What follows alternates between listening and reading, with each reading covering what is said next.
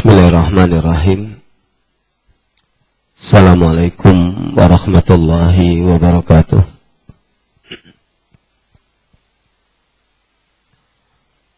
Alhamdulillahilladzi arsala rasulahu bil huda wa dinil haqq liyudhhirahu ala dini kullihi wa kafa billahi syahida. أشهد أن لا إله إلا الله وحده لا شريك له وأشهد أن محمدا عبده ورسوله الذي لا نبي بعده أما بعد.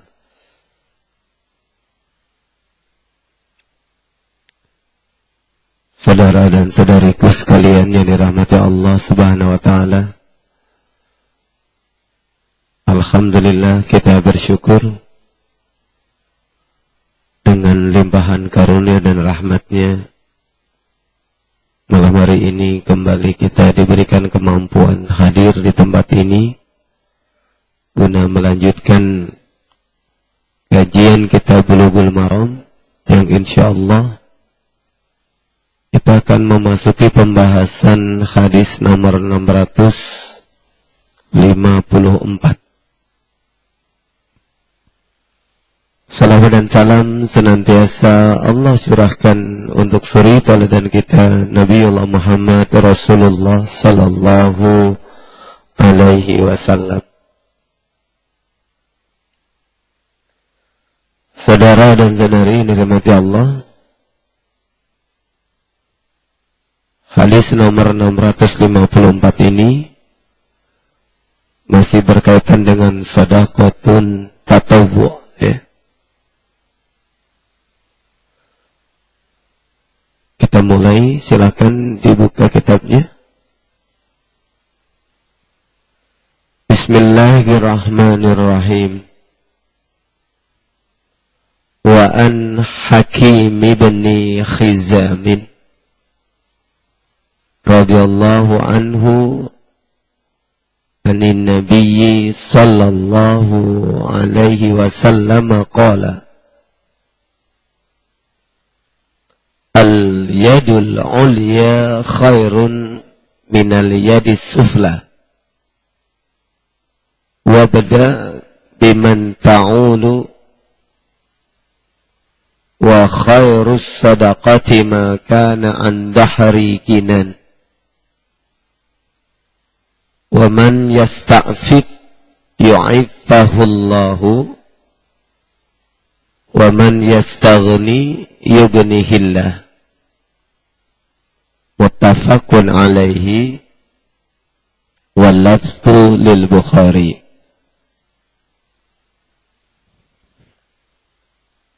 Wa an Hakimin, dan dari Hakim, sahabat Hakim bin Khizam radhiyallahu an anin Nabiyyi, dari Nabi Muhammad sallallahu alaihi wasallam qala, berkata,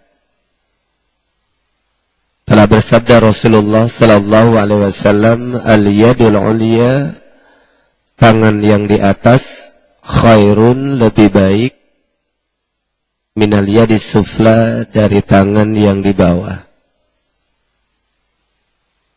Wa bada, maka mulailah engkau, biman ta'ulu, kepada orang yang menjadi tanggunganmu. Wa khairus sadaqati, dan sebaik-baik sedekah, makana, apa yang dilakukan, an dahri ginan, dari orang yang sudah mencukupi dirinya sendiri. Wa man yasta'fif, dan barang siapa yang memelihara dirinya dari meminta-minta, yu'iffahullahu, maka Allah akan memeliharanya.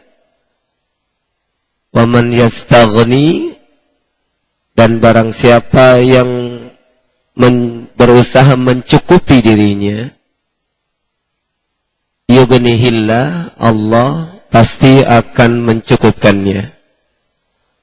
Muttafaqun alaihi, menurut Ibnu Hajar al-Asqalani, hadis ini adalah kesepakatan Bukhari dan Muslim. Wal lafzu, sedangkan lafaz yang tertulis di dalam matan nomor 654 Bulughul Maram ini, lil Bukhari, merujuk kepada matan yang ada pada Sahih Bukhari. Hadis ini, saudara dan saudari, di dalam kitab Sahih Bukhari terdapat pada bab tidak ada kewajiban bersedekah melainkan bagi orang yang mampu. Ini bab atau judul di mana hadis ini ada di dalam kitab Sahih Bukhari, ada pada bab tidak ada kewajiban bersedekah melainkan bagi orang yang mampu. Ini ada di nomor 1338, juz yang kelima, halaman 248. Berdasarkan telaah yang ada, saudara, hadis yang disandarkan kepada Hakim bin Hizam ini, antara riwayat Bukhari dengan riwayat Muslim tidak ada yang sama. Ya. Itu sebabnya, wallahu a'lam bissawab, ya.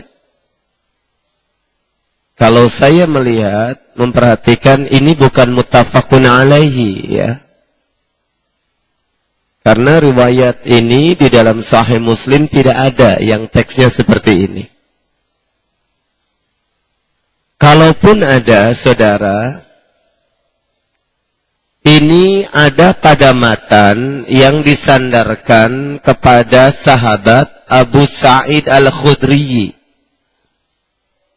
bukan sahabat Hakim bin Hizam.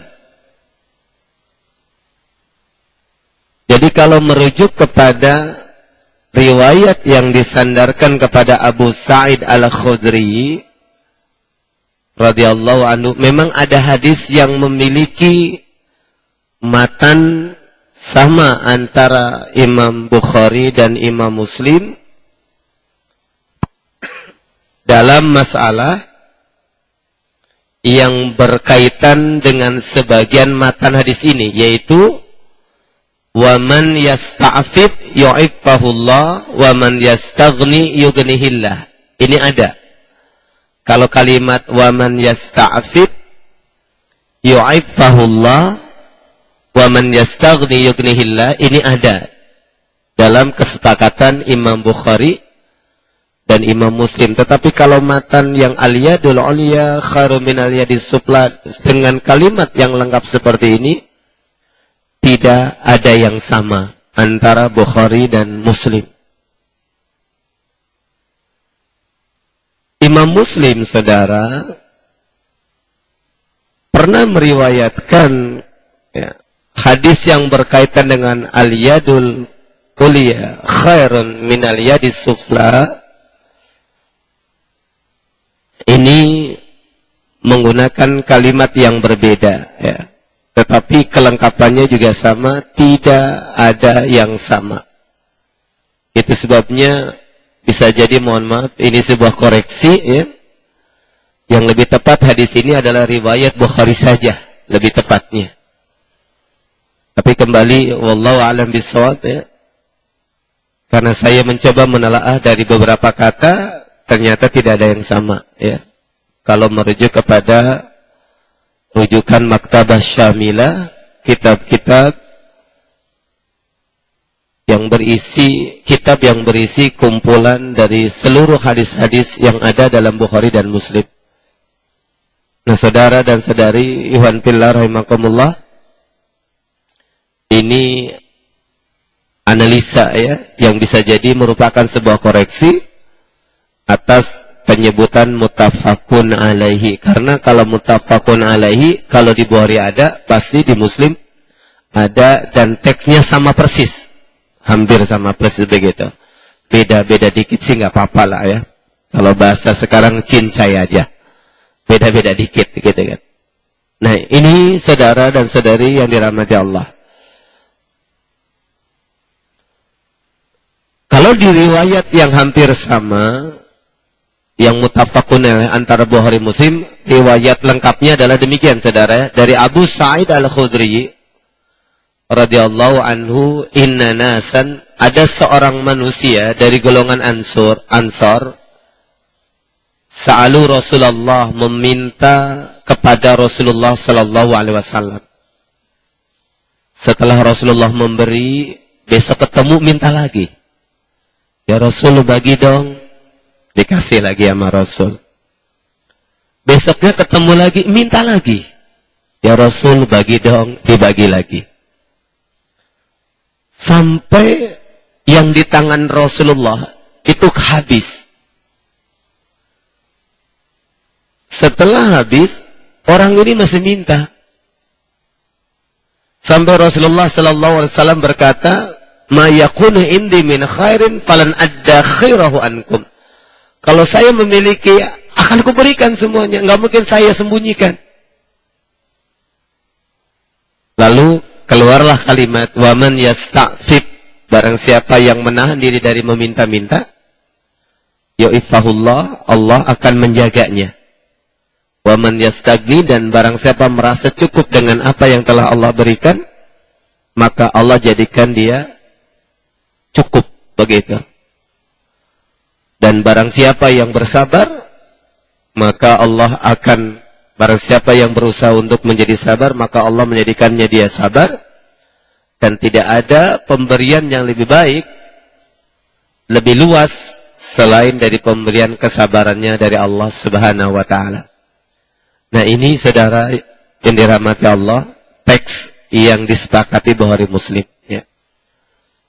Dan ini pun asbabul wurudnya atau sebab-sebab adanya hadis ini berkaitan dengan masalah, yaitu masalah orang yang minta-minta terus. Ya. Saudara dan saudari Ikhwan Billah rahimakumullah, ini penjelasan pertama tentang hadis ini. Bisa jadi ini menjadi memperkaya pemahaman kita tentang teks ini, tapi yang jelas, kalaupun saya menyebutkan sebagai sebuah koreksi, ini koreksi. Sebenarnya hadis ini lebih tepat disebutkan rawahu al-Bukhari, ya, dibanding kita katakan muttafaqun alaihi. Nah, kalimat ini al-yadul ulya, seperti yang tertulis di dalam kitab Bulughul Maram ini, dirujuk kepada kitab Sahih Bukhari, hadis nomor 1338, juz yang kelima, halaman 248. Ini Pak, hadisnya seperti ini. Kemudian keterangan yang kedua, kita bisa melihat beberapa makna yang ada di dalam hadis ini. Hadis yang ini, makna yang bisa kita ambil pertama adalah makna yadul ulya dan yadul sufla. Al-yadul ulya, terjemahan teksnya adalah tangan di atas. Al-yadul sufla, terjemahan teksnya adalah tangan di bawah. Makna tangan di atas dan tangan di bawah ini diterangkan oleh sahabat Abdullah bin Umar radhiyallahu anhu. Sahabat Abdullah bin Umar radhiyallahu anhuma, ya, karena beliau putranya sahabat Umar bin Khattab, dua-duanya sahabat. Ini menjelaskan makna tentang tangan di atas dan tangan di bawah. Terdapat keterangannya di dalam kitab Imam Malik Al-Muwatta, ya. Imam Malik dalam kitabnya Al-Muwatta, hadis nomor atau keterangan hadis nomor 1586, juz yang ke-6, halaman 156. Angka belakangnya 6, ya. Hadis nomor 1586, juz 6 halaman 156. Jadi belakangnya 666. Kalau kata orang sekarang ini nggak bagus ya. Tanggal 12 jam 12 tahun 2012. Ada apa? Ya. Nggak ada apa-apa saudara ya. Nah saudara, di dalam keterangan sahabat Abdullah bin Umar, Rasulullah pernah mengatakan yang dimaksud al-yadul ulya hiya al-munfiqah. Tangan yang di atas menurut Rasulullah adalah tangan yang memberi, berinfak. Wasufla dan tangan di bawah adalah tangan yang meminta-minta. Nah ini. Jadi memaknai kalimat al-yadul ulya karena bisa juga di-expand maknanya ke beberapa penjelasan. Ya. Tapi secara definitif ya maknanya dijelaskan oleh sahabat Abdullah bin Umar radhiyallahu anhu merujuk kepada sabdanya Rasulullah ya, dan ini ada di dalam kitab hadis Al-Muwatta yang ditulis oleh Imam Malik rahimahullah, hadis nomor 1586, juz 6 halaman 156. Kemudian saudara, makna yang kedua, hadis ini menjelaskan atau hadis ini merupakan dalil tentang keutamaan berbagi dibanding meminta dibagi. Ya. Keutamaan berbagi ini dengan catatan pemberian yang dilakukannya tidak menjadikannya terjerumus dalam kemudaratan. Ya. Jadi keutamaan berbagi berlaku bagi orang yang jika dia melakukan itu tidak menjadikannya terjerumus dalam kemudaratan atau kesulitan sendiri. Seperti contoh ya saudara, kan pernah kita mendengar ya, kalau ada orang mengatakan bajumu bagus berarti dia pengen baju kita. Jangan kita buka baju kita kasih dia, kita telanjang. Itu nggak benar saudara ya. Memberinya bagus, tetapi jika dengan itu kemudian kita tidak bisa menutup aurat kita, itu bukan lagi kebaikan. Itu kemudaratan. Nah inilah yang dimaknai atau ditegaskan oleh Allah Subhanahu wa Ta'ala dalam surat Al-Baqarah ayat 195. Ya.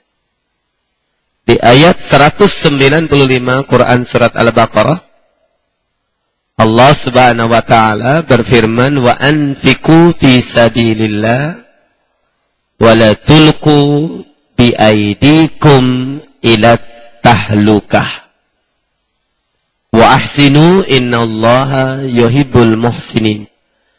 Dan belanjakanlah di jalan Allah dan janganlah kamu menjatuhkan dirimu sendiri ke dalam kebinasaan.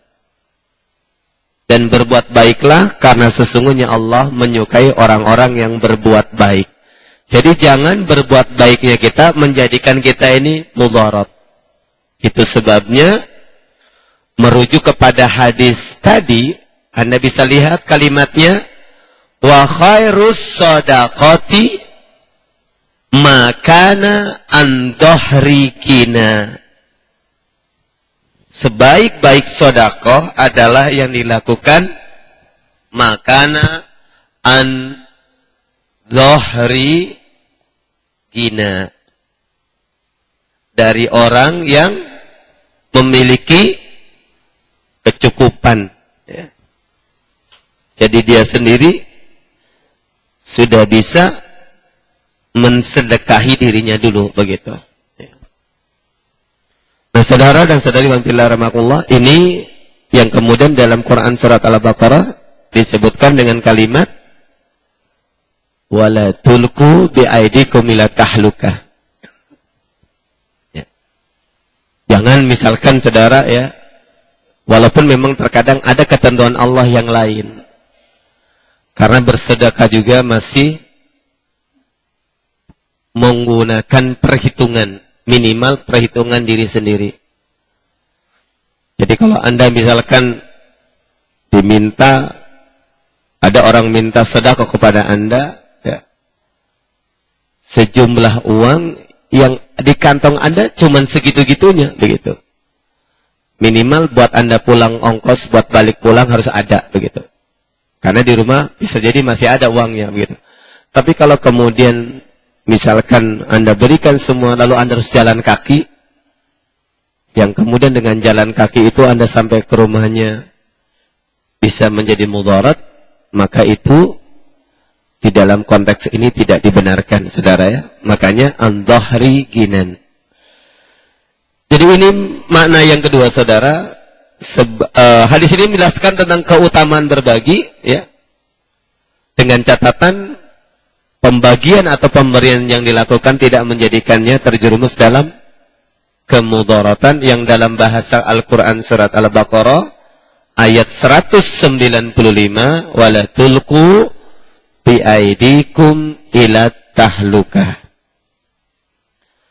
Ya, ayat ini memang memiliki banyak makna, ya. Tapi jelas ini berkaitan dengan masalah nafkah, ya, mengeluarkan sesuatu di jalan Allah Subhanahu wa taala.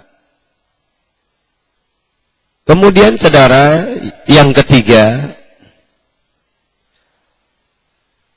adanya perintah berbagi tidaklah menjadikan terlarangnya seseorang menabung. Menabung itu menyimpan, ya. Ini sebagaimana disebutkan oleh Rasulullah di dalam hadis Sahih Muslim, hadis nomor 1718.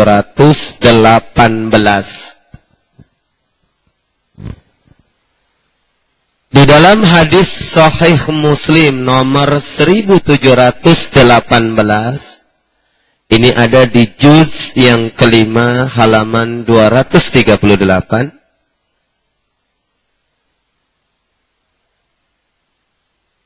Sahabat Abu Umamah berkata, saya mendengar Rasulullah sallallahu alaihi wasallam bersabda. Apa sabdanya? Ya ibna Adam, wahai manusia, innaka sesungguhnya engkau antabdulal fadla khairun laka, jika engkau memberikan atau mensedekahkan kelebihan hartamu, maka itu lebih baik bagimu. Kemudian Rasulullah sallallahu alaihi wasallam mengatakan, wa antum sikahu syarrun laka wala tulamu ala kafafin. Ada kalimat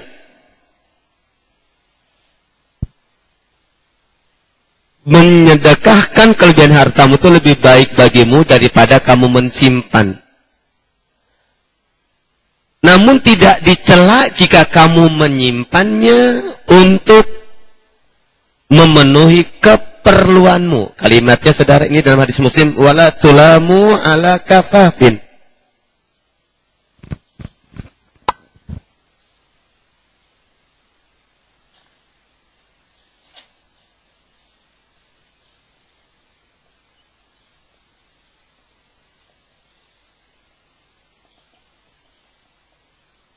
Tidak dicela bagi orang yang menyimpannya untuk memenuhi kafaf, kebutuhan.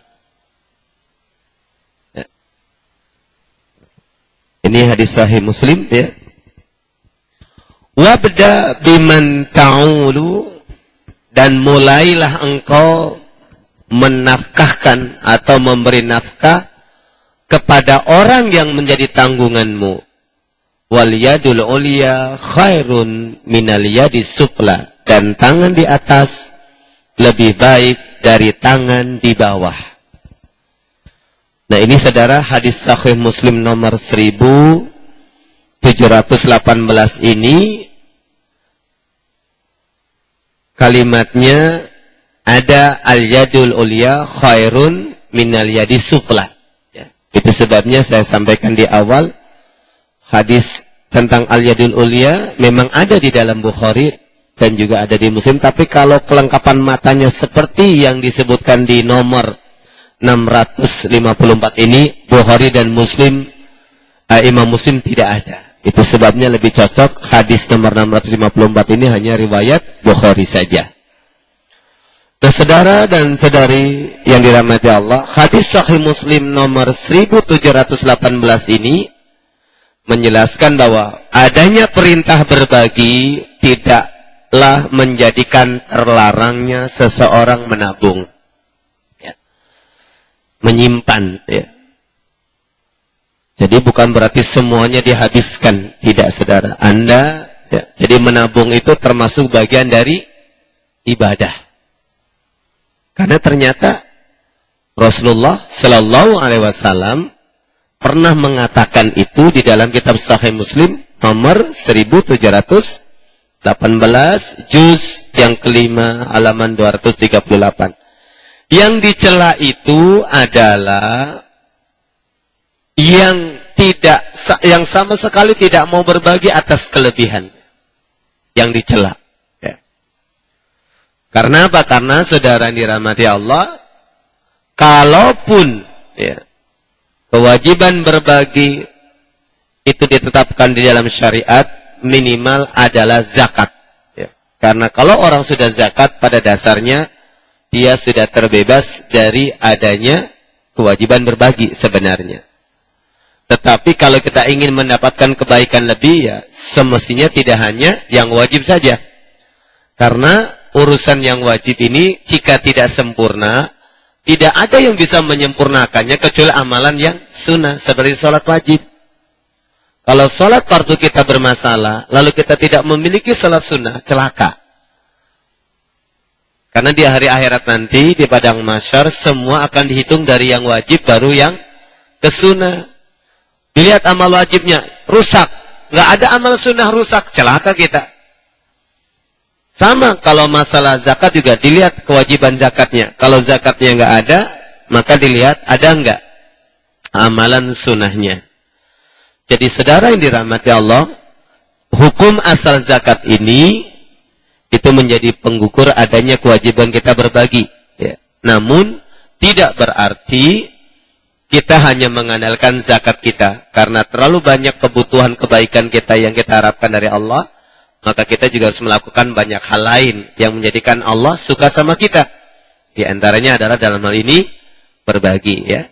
Kembali poin yang ketiga dari makna hadis ini, saudara, bahwa adanya perintah berbagi tidaklah menjadikan terlarangnya kita menabung. Ya. Sebagaimana penjelasan hadis Sahih Muslim nomor 1718 ini. Kemudian saudara yang dirahmati Allah Subhanahu wa taala, poin yang keempat dari mana di sini? Hadis ini saudara menjelaskan ya, sebagai dalil agar setiap orang mendahulukan diri dan yang menjadi tanggungannya. Jadi saudara yang dirahmati Allah, kalimat yang disebutkan oleh Rasulullah dalam hadis tadi, wa khairus shadaqati ma kana an dhahri ghina. Kalau Anda mau berbagi makanan, maka sebaiknya cukupi dulu kebutuhan makan sendiri. Karena sebenarnya memberikan makan kepada diri sendiri itu juga nilainya sedekah, saudara. Ya. Menjadi tidak sedekah kalau kita sampai kekenyangan.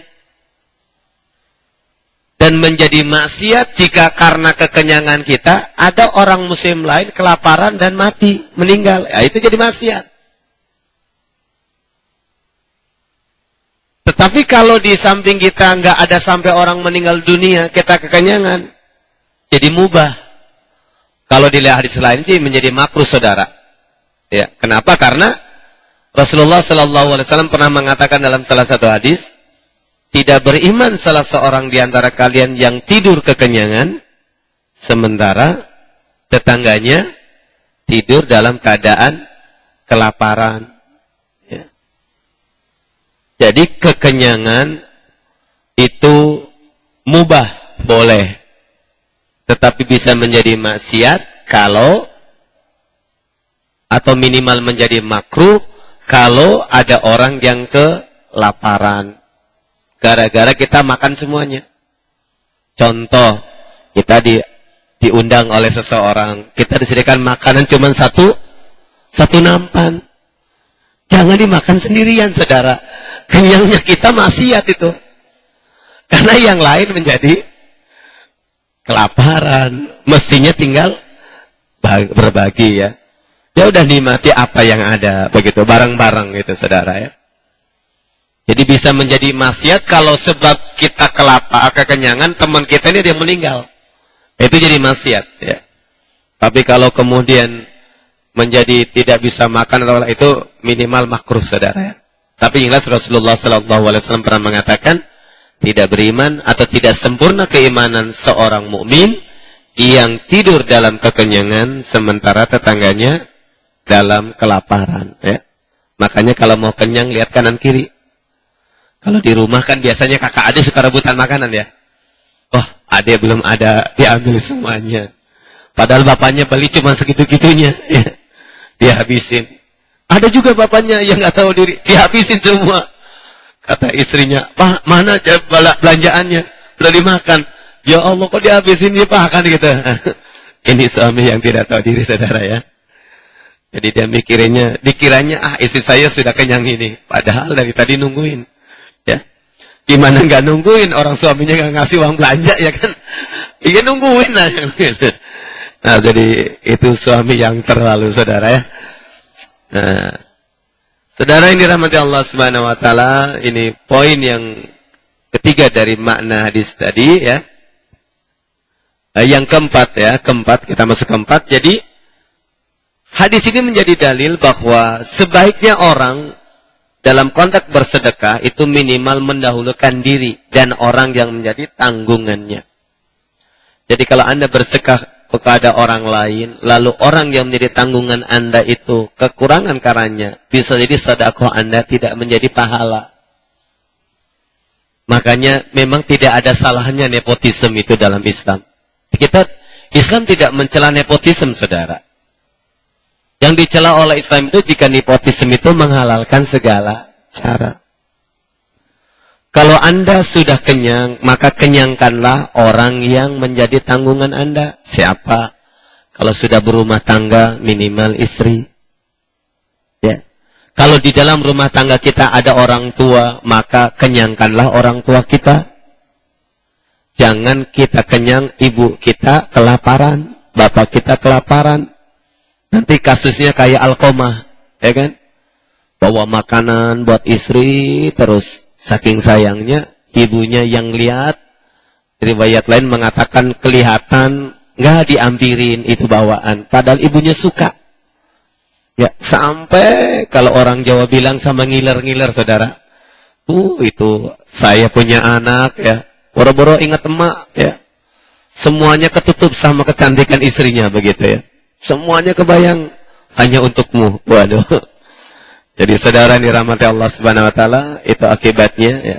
Makanya wabda biman ta'ulu, dahulukan setelah Anda menafkahi diri sendiri ya, baru Anda nafkahi orang-orang yang menjadi tanggungan Anda. Kalau Anda jadi kakak, masih punya adik yang membutuhkan biaya, maka memberikan nafkah kepada adik itu nilainya sedekah yang besar, saudara ya. Jadi jangan lihat orang lain dulu. Kita sama tetangga baik, sama adik kurang ajar. Datang lagi adik kita, lo datang melulu sih. Ya karena memang beda, saudara. Kita ngasih orang lain itu rianya lebih besar. Anda ngasih 100.000 sama tetangga, Anda dicium tangannya. Tapi 100.000 sama adik, mas kurang mas. Masa 100.000, ini buat ongkos doang mas. Tambah dong, paling nggak dikasih 1 juta, besoknya lagi. Mas yang 1 juta itu kemarin udah habis mas. Besok-besok lagi mas ya. Nah begitu. Jadi memang kalau kita berbagi sama orang yang menjadi tanggungan kita, itu nggak ada rianya. Coba Anda nafkahin orang menjadi tanggung jawab Anda. Anda kasih makan sama orang tua Anda. Apa kata orang-orang? Ya wajar orang anaknya ngasih bapaknya. Dibilang wajar, saudara. Ya. Tapi kalau kita ngasih, ya, bukan kepada orang yang menjadi tanggung jawab kita, itu tadi. Ngasih 1.000 aja, doanya panjang banget. Doain, Wak, terima kasih, alhamdulillah, biar besok nambah lagi, begitu maksudnya. Dikasih 5.000, kemarin ngasih 1.000, besoknya ngasih 5.000, doanya lebih panjang lagi. Al-Fatihah, Al-Fatihah dulu. Bahkan kalau perlu dia hafal Yasin, saudara ya. Yasin wal Qur'anil Hakim, begitu. Nah, tapi sayangnya nggak ada yang hafal, saudara. Ini cuma Al-Fatihah balik lagi, Al-Fatihah, balik lagi Al-Fatihah.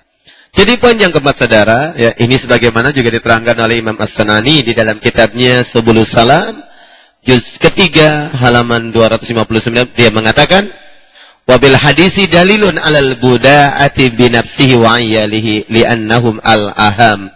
Hadis ini merupakan dalil setiap orang harus mendahulukan diri dan keluarganya karena itu menjadi tanggung jawabnya dan lebih utama.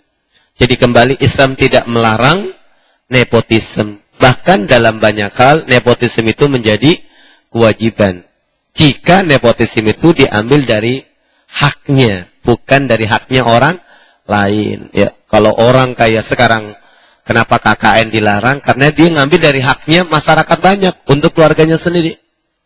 Makanya dulu ulama-ulama khalifah-khalifah zaman dahulu, kita pernah mendengar Umar Ibn Aziz, ya, rahimahullah, itu pernah ketika datang anaknya ngobrolin urusan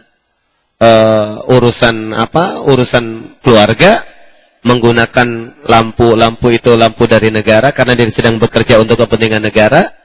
Ngomong untuk urusan anak, dimatikan lampunya. Oh, gelap-gelapan. Omongan apa? Urusan negara, urusan pribadi. Urusan pribadi ada kita matikan. Jadi begitu, saudara. Itu sebabnya sahabat Abu Bakar radhiyallahu anhu pun pernah menjadikan sahabat Umar itu menangis. Kenapa? Karena begitu beliau meninggal dunia, salah satu wasiat sahabat Abu Bakar, yang namanya pembantu atau budak sama keledai yang pernah diberikan oleh Baitul Mal dibalikin lagi. Kalau kan sekarang nggak, saudara ya, begitu pensiun jadi presiden, itu gajinya dapat uang pengasih, rumahnya, tunjangan bulanannya, malah dapat, saudara ya. Sekarang anggota dewan juga mau ikut-ikutan, ya. Jadi dibelikan. Bahkan sahabat Umar Ibn Khattab itu sampai pernah memerintahkan anaknya suruh menghitung ulang berapa penghasilan atau tunjangan negara yang pernah diberikan kepadanya untuk dibalikin lagi. Itu dari zaman Abu Bakar dan Umar. Makanya pada nangis, saudara ya. Kalau sekarang malah rebutan, ya. Makanya dengar-dengar Raja Dangdut mau jadi anggota lamar jadi presiden. Kenapa dia pengen jadi presiden, saudara? Jawabannya pasti Anda tahu. Dia ingin merebut Ani.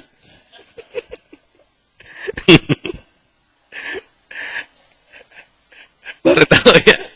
Dulu kan ada lagunya, saudara ya. Pokoknya Aninya sudah pergi, maka direbut lagi dia. Nah, ini sekedar ini aja, saudara ya. Biar nggak stres. Dan jadi saudara yang dirahmati Allah Subhanahu wa taala, jadi memang nepotisme tidak dilarang dalam Islam. Tapi yang dilarang itu jika untuk kepentingan keluarga kita mengorbankan kepentingan yang lainnya yang menjadi haknya, ya, bukan menjadi hak keluarga kita. Nah, saudara dan saudariwan fillah rahimakumullah, itu sebabnya tadi sebaik-baik sedekah adalah makana an dhahri gina. Kalau Anda mensedekahkan makanan, penuhi dulu Anda makan. Jangan sampai Anda kelaparan berhari-hari belum makan, ya. Memang ada kisah yang pernah mungkin Anda dengar, saudara. Ada beberapa sahabat, ya, dalam peperangan, itu kan ada seorang sahabat lagi menyiapkan air. Tiba-tiba mau diminum air, begitu. Terus masing-masing berpikir, oh dia lebih butuh dari saya. Lalu silakan. Dengar lagi yang teriak, oh di sana lebih butuh airnya, ternyata meninggal semua. Itu sebenarnya keterangannya karena setiap orang merasa angina.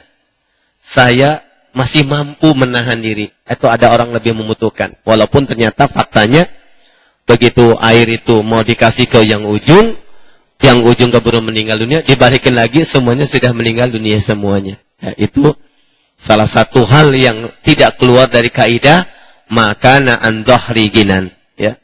Ini pula yang tadi disampaikan di dalam Quran surat Al-Baqarah ayat 195. Kalau Anda memberikan sedekah, jangan lupa diri dulu, penuhi. Kalau Anda mengasih baju ke orang, sudah layakkah Anda baju yang Anda pakai?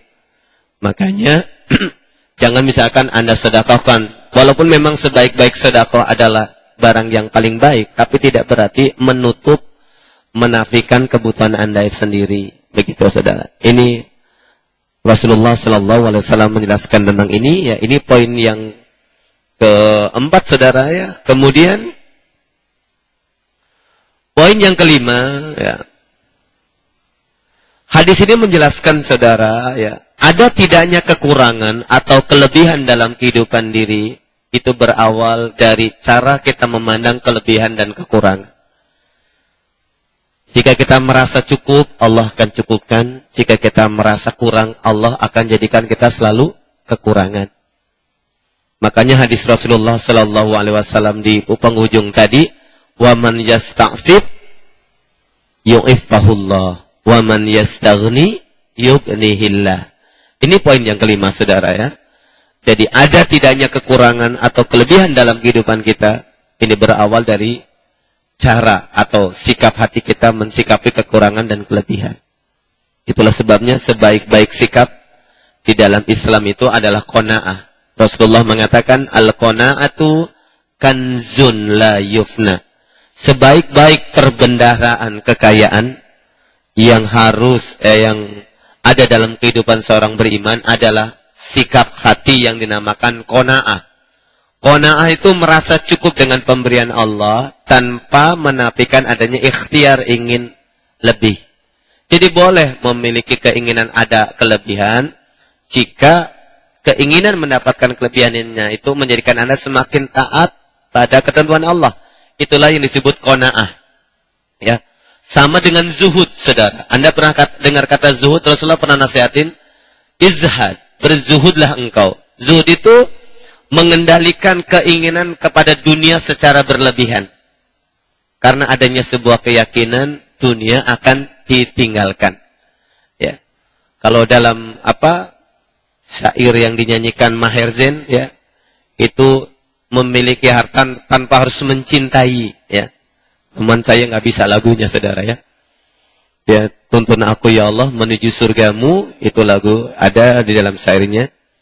Jadi kalaupun kita ingin memiliki kelebihan, ya, jadikan dunia cukup di tangan bukan di hati. Sama dengan kalimatnya sahabat Ali bin Abi Thalib radhiyallahu anhu, doanya Allahumma ij'ali dunya fi yadi wa la taj'alha fi qalbi. Ya Allah, jadikanlah dunia ada dalam genggamanku, jangan kau jadikannya dalam hatiku. Kalau di tangan kan kita bisa lempar, bisa ambil. Ya, kita bisa letakkan, kita bisa pungut, kita bisa masukkan ke saku, bisa kemana saja. Tapi kalau di hati susah saudara ngambilnya. Makanya ada orang diambil sedikit, kayaknya, sakit banget. Itu saya nyarinya susah banget. Ada yang begitu kan. Kok enak amat yang buang-buangnya. Ada begitu saudara ya. Itu biasanya bikin luka di hati saudara. Kalau orang nyimpen hartanya adanya di hati. Dan bagian pula kalau kita nyimpen di hati ya juga mana muat sebenarnya ya. Yang begitu nyimpennya di laci. Di laci ya. Atau kalau orang tua dahulu tuh nyimpennya di mana saudara? Di peci ya. Di peci dibuka ada duitnya. Itu orang tua dulu kita. Nah saudara dan saudari Ikhwan Billah rahimakumullah ya. Hadis ini yang kelima menjelaskan tentang masalah ya. Ada tidaknya kekurangan dan kelebihan dalam kehidupan ini. Itu tergantung dari sikap hati kita. Kalau Anda merasa cukup dengan pemberian Allah, Allah pun akan mencukupkannya. Kalau Anda selalu merasa kekurangan, Anda pun akan selalu kekurangan. Maka sebaik-baik sikap adalah qanaah. Al-qanaatu kanzun la yubna. Jadi yang disebut qanaah itu bukan berarti tidak ada ikhtiar. Boleh berikhtiar. Tapi keinginan mendapatkan kelebihan dalam urusan harta menjadikan dirinya semakin tunduk taat kepada Allah Subhanahu wa taala. Tetapi kalau keinginannya berlebihan menjadikan dia melanggar ketentuan Allah, ini maksiat, ini toma, ini rakus, ini bisa melahirkan hasad, dengki.